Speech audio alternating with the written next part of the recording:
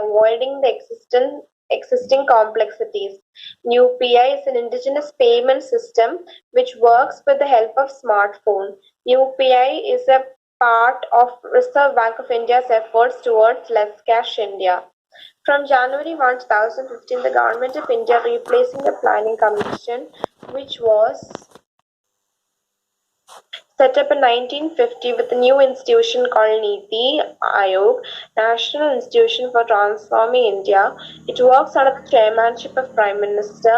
It seeks to provide a critical direction and strategic input into the development process. It focuses on cooperative federalism. ബാക്കി വായിക്കണോ sir? Economics മൊത്തം ഒന്ന് വായിച്ചു തീർക്ക്. Economics മാത്രം. Oligopoly is a market structure where small number of firms have large majority of market share. Price ceiling is the maximum legal price a seller is allowed to charge for a good or service. Proportional tax is an income tax where same percentage of tax is levied from higher income taxpayers and lower income taxpayers. Progressive tax system which takes high percentage from higher income taxpayers and lower income taxpayers. കഴിഞ്ഞോ? ദിയമോളെ അത് വായിച്ചേ. Economics. Floating of currency. When the exchange of the currency in terms of other currencies is not fixed, that currency is said to be floating. Laissez-faire literally means let the people do as they choose. It is a doctrine which emphasizes the superiority of free trade and free markets over states' influences in economic affair. Inflation is a sustained increase in general price level over a particular period of time. It reduces the purchasing power of money. The word indemnity means to save from losses. Giving indemnity or due to act of a third party. The law regarding indemnity as laid down in section 124 and 125 of the Indian Contract Act 1872 is not exhaustive.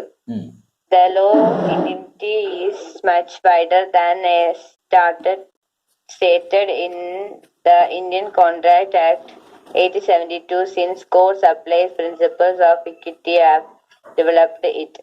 Depreciation is the decrease in the value of an asset over a period of time due to wear and tear. Repo rate, that is the repurchase option. The repo is a rate at which the Reserve Bank of India gives loans to other banks. Reserve repo rate is a rate at which the Reserve Bank of India borrows from other banks. It is lower than repo rate. Statutory liquidity ratio (SLR) is the percentage of a liquid cash reserve receive every bank has to keep with them. Unified Payment Interface (UPI) is the newly introduced platform to transfer money between any two bank accounts in India by avoiding the existing complexities. The UPI is an indigenous payment system which works with the help of a smartphone. UPI is a part of Reserve Bank of India's effort towards Less Cash India. From January 1st, 2015, the Government of India replaced the Planning Commission, which was set up in 1950 with the new institution called NITI, National Institution for Transforming India Ayog. Niti Aayog. It works under the chairmanship of the Prime Minister. It seeks to provide a critical direction and a strategic input into development process. It focuses on cooperative federalism. Oligopoly is a market structure where small number of firms have large majority of market share. Price ceiling is a maximum legal price so a seller is allowed to charge for a good or service. Proportional tax is an income tax system where some same percentage of a tax is levied from higher income tax payers and lower income tax payers. Progressive tax is a system which takes high percentage from higher income tax payers than lower income tax payers. Yes, നോക്കിക്കോ. Floating of currency കേൾക്കാമോ? Hello. കേൾക്കാം sir. Yes. When the exchange value of a currency in the terms of other currencies is not fixed, that currency is said to be floating. Floating of currency എന്ന് പറഞ്ഞാൽ വളരെ സിമ്പിളാണ്. When the exchange value of a currency in terms of other currency is not fixed. ഇന്ത്യയുടെ രൂപയുടെ മൂല്യം അമേരിക്കയുടെ ഡോളറുമായോ European രാജ്യങ്ങളുടെ euro ആയോ അതുപോലെ മറ്റു രാജ്യങ്ങളുടെ രൂപയുമായി അല്ലെങ്കിൽ അവരുടെ ഡോളറുമായി അതുപോലെയുള്ള ഏതെങ്കിലുമായി വില സ്റ്റഡി ആണെങ്കിൽ അതിനെ നോൺ ഫ്ലോട്ടിംഗ് എന്ന് പറയും. വില സ്റ്റഡി അല്ലെങ്കിൽ ഫ്ലോട്ടിംഗ് എന്ന് പറയും. രൂപയുടെ മൂല്യം കുറഞ്ഞു, രൂപയുടെ മൂല്യം കൂടി എന്നൊക്കെ പറയത്തില്ലേ, ഇതിനെയാണ് ഫ്ലോട്ടിംഗ് ഓഫ് കറൻസി എന്ന് പറയുന്നത്.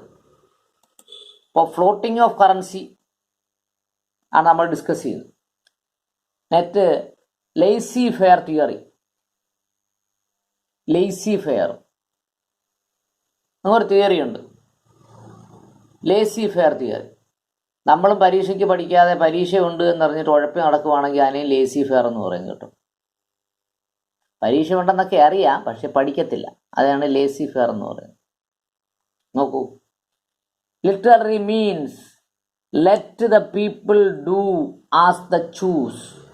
ജനങ്ങൾക്ക് എന്തു വേണമെന്നും അറിയാം, അവരത് ചൂസ് ചെയ്ത് അവർ ചെയ്തോളൂ. ഇതാണ് laissez faire theory. It is a doctrine which emphasise the superiority of a free trade and free market over the states of interference in the economic affairs. Free trade, അങ്ങനെ ഫ്രീ ട്രേഡ് കൊടുക്കുകയും അതിൻ്റെ economic അഫയേഴ്സിൽ അവരുടെ free ട്രേഡിന് വേണ്ടിയുള്ള practice കൊടുക്കുകയും അവർക്ക് സ്വാതന്ത്ര്യം കൊടുക്കുകയും ചെയ്യുന്നതിനെയാണ് എന്ത് പറയുന്നത്? ലേസി ഫെയർ തിയറി എന്ന് പറയുന്നത്. ഓക്കെ, മനസ്സിലായോ? Laissez faire theory. അടുത്ത inflation. It is sustained. Inflation ആണ് ഇനി പറയുന്നത്. ഇൻഫ്ലേഷൻ എന്ന് പറഞ്ഞാൽ എന്താ? It is sustained increase in the general price level over the particular period of time. It reduces the purchase power of the money. Inflation എന്ന് പറഞ്ഞാൽ പൈസയുടെ മൂല്യം കുറയും, സാധനങ്ങളുടെയൊക്കെ വില കൂടും. അതിനെയാണ് ഇൻഫ്ലേഷൻ എന്ന് പറയുന്നത്. ഒരു കാലത്ത് റിയൽ എസ്റ്റേറ്റ് അങ്ങനായിരുന്നു. ഓരോ ദിവസം കൂടുമ്പോഴേക്കും ലക്ഷക്കണക്കിന് രൂപ വില കൂടുമായിരുന്നു. അങ്ങനെ വരുമ്പോൾ രൂപയുടെ മൂല്യം വല്ലാണ്ട് കുറയുമായിരുന്നു. അങ്ങനെ രൂപയുടെ മൂല്യം കുറയുന്നതിനാണ് ഇൻഫ്ലേഷൻ എന്ന് പറയുന്നത്. അതിന് നേരെ വിപരീതൊരു സാധനമുണ്ട്, deflation. The word indemnity means to save from losses. Indemnity എന്ന് പറഞ്ഞാൽ നഷ്ടപ്പെടുന്നവരിൽ നിന്നും പണം സംരക്ഷിക്കുന്നതിനെയാണ് അല്ലെങ്കിൽ മിച്ചം പിടിക്കുന്നതിനെയാണ് ഇൻഡെമിനിറ്റി എന്ന് പറയുന്നത്. This losses could be either due to the act of the party giving indemnity or due to the third party. അപ്പോൾ അവിടെ പറയുന്നത് loss could be either due to an act of party. ഒരു വ്യക്തിയുടെ പ്രവൃത്തി കൊണ്ടാവാം പണം നഷ്ടം വരുന്നത്, അല്ലെങ്കിൽ പിന്നെ വരാം giving indemnity as the due to the act of the third party.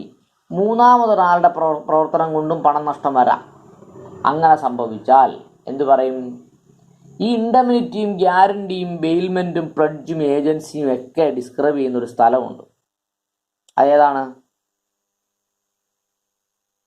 അത് ഇന്ത്യൻ കോൺട്രാക്ട് ആക്ടിലെ 124 125 സെക്ഷനാണ്. അത് 1872 ഇന്ത്യൻ കോൺട്രാക്ട് ഉണ്ടാക്കിയത്. അതും ബ്രിട്ടീഷുകാരുടെ സംഭാവനയാണ്. The law of indemnity is much wider than as stated in Indian Contract Act 1872. 1872 ആക്ടിൽ പറയുന്നത് മാത്രമല്ല ഇൻഡെമിനിറ്റി, അതിനേക്കാളും മണി സർക്കുലേഷൻ സംബന്ധിച്ച് ഇൻഡെമിനിറ്റി എന്ന് പറഞ്ഞാൽ വലിയൊരു ടേമാണെന്നാണ് പറഞ്ഞത്. Since the court applying the principle of equity have developed it. അതുകൊണ്ട് ഇക്വിറ്റി എന്ന് പറഞ്ഞാൽ നമ്മൾ വേറൊന്നും ആലോചിക്കണില്ല, തുല്യത എന്ന് മാത്രം ആലോചിച്ചാൽ മതി. അവിടെ തുല്യതാ സങ്കല്പം, പണമിടപാടുകളിൽ ഇക്വിറ്റി സമ്പ്രദായം, തുല്യതാ സമ്പ്രദായം കൊണ്ടുവരുന്നു. ഓക്കെ, അതിനെയാണ് നമ്മളെന്ത് പറയുന്നത്, ഇൻഡെമിനിറ്റി എന്ന് പറയുന്നത്. Since the court applying the principle of equity have developed it. ഇതിലൂടെ ഇക്വിറ്റി പ്രിൻസിപ്പിള് നിലനിർത്തിക്കൊണ്ടുവരുന്നു. ഓക്കെ, അടുത്തത് depreciation. In this is the increase in the value of the asset over the period of time due to wear and tear. ഇപ്പോൾ depreciation എന്ന് പറഞ്ഞാൽ it is the decreases of a value of asset. Decrease ചെയ്യും.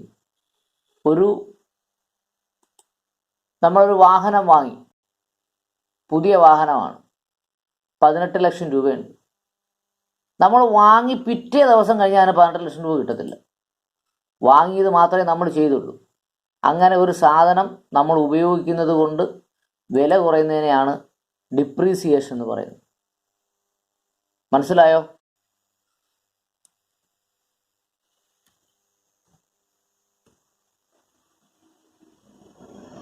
Depreciation of money.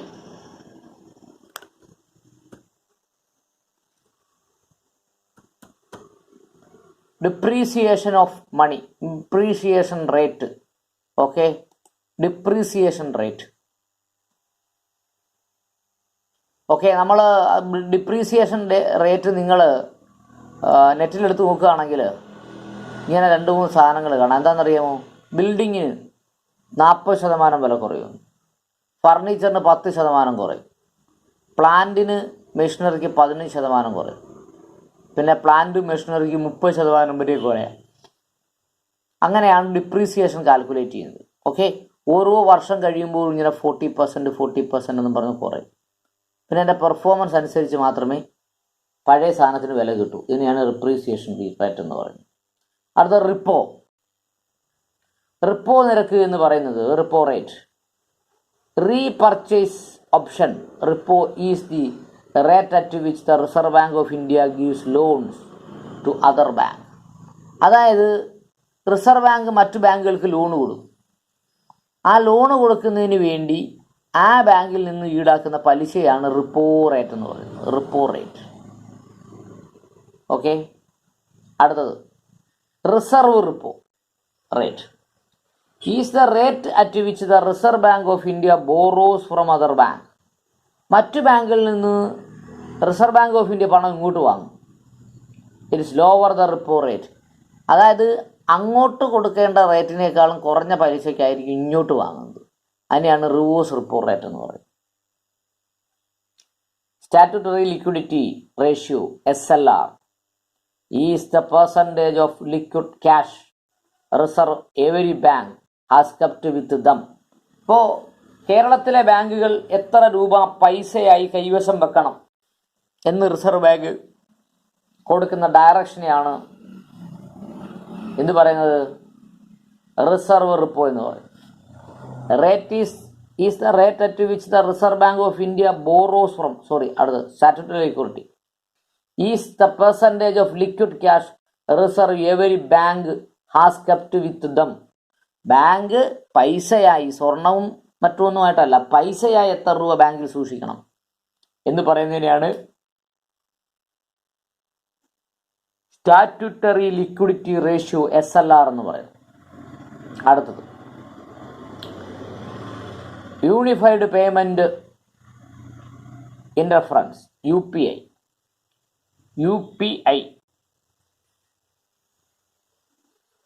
Is the newly introduced platform of transfer the money between any two banks accounts in India. ഒരു bank അക്കൗണ്ടിൽ നിന്ന് വേറൊരു bank അക്കൗണ്ടിലേക്ക് പണം മാറ്റുന്ന സംവിധാനമാണ് UPI. By avoiding the extensive complexities, മറ്റ് കോംപ്ലക്സിറ്റികളൊന്നുമില്ലാതെ പണം ട്രാൻസ്ഫർ ചെയ്യുന്നതിനെ സിമ്പിളാക്കി. UPI is indigenous payment system which work with the help of a smart phone. ഒരു സ്മാർട്ട് ഫോൺ ഉപയോഗിച്ചുകൊണ്ട് നമുക്ക് പണം ട്രാൻസ്ഫർ ചെയ്യാൻ പറ്റും. UPI is a part of Reserve Bank effort towards less cash India. Cash less India അല്ലെങ്കിൽ less cash India.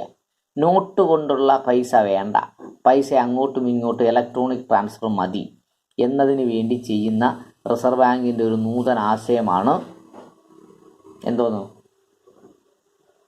നൂതന ആശയമാണ് ഈ സമ്പ്രദായം. എന്താ